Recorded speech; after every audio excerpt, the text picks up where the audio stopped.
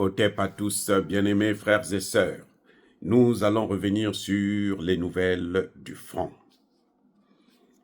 Les forces armées congolaises, les FARDC et les Wazalendo sont à 10 km de Kiwanja. C'est une ville stratégique, un territoire stratégique pour Paul Kagame. Et Paul Kagame, au moment où je vous parle, doit trembler dans sa culotte. Parce que les Wazalendo et les FARDC ont déjà occupé Kachirou et les agglomérations de JTN. Et là, nous sommes à 4 km de Mwesso. Il faut noter actuellement qu'il y a des frappes chirurgicales des FARDC à Ngungu.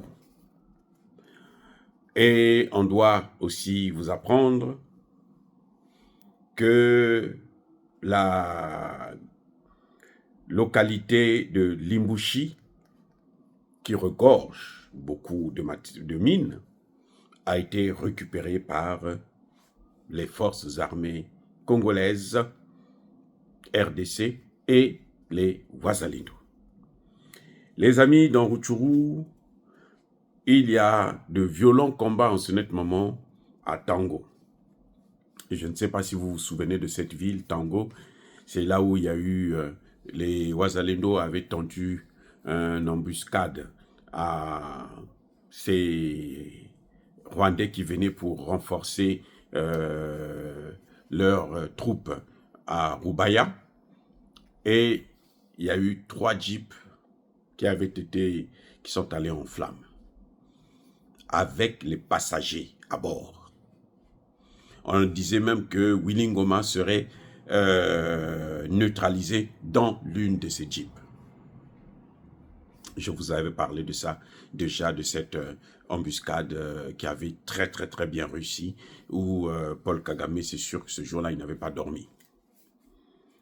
Donc, maintenant, ce qui se passe, c'est quoi? C'est que les Rwandais ont fui les mercenaires, hein, les terreaux ou les génocidaires rwandais ont fui Kalembe, Iula, Kashunga, Kachirou et Bwalanda. Ils ont fui toutes ces localités-là pour aller se concentrer, se focaliser sur l'axe Sake, Nirangogo et Rubaya. Parce que si Kagame perd Rubaya, ce sera Rubaya, ce sera une grande victoire des FARDC quand ils vont récupérer Rubaya. Mais en tout cas, ils sont autour de Rubaya. Ils sont proches de Rubaya. Le problème avec les FARDC, c'est qu'il y a encore parmi les FARDC, malheureusement, et c'est ça notre problème, des Congolais et des Rwandais qui sont dans l'armée congolaise qui trahissent. C'est ça qui retarde un peu. Sinon, Rubaya serait déjà tombé depuis longtemps. Parce que, mais, il n'y a pas match entre les FARDC et l'armée de Kagame. Il n'y a pas match. Je dis bien, il n'y a pas match.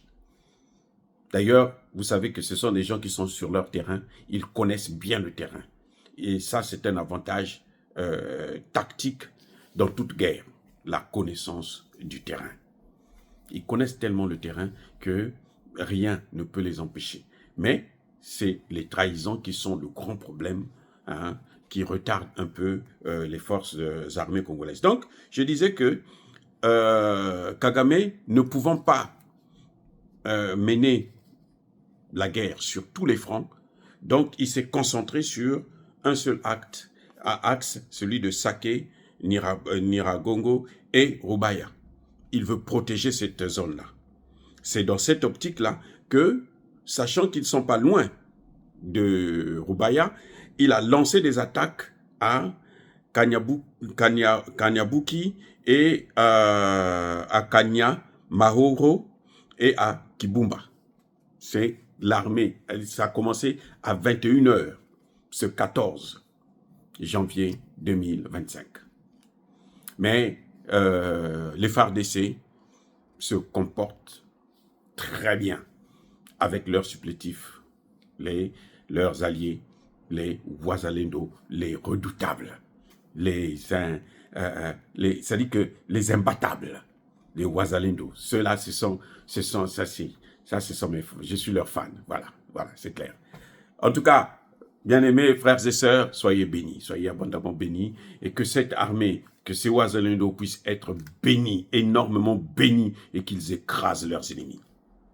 Que tous ceux qui persécutent le continent africain, tous ceux qui trahissent l'armée congolaise, qu'ils soient noirs, blancs, chinois, arabes, indiens, qui qu'ils soient punis, maudits, foudroyés, neutralisés, écrasés, effacés par le Dieu des Kémites et par nos ancêtres angélisés.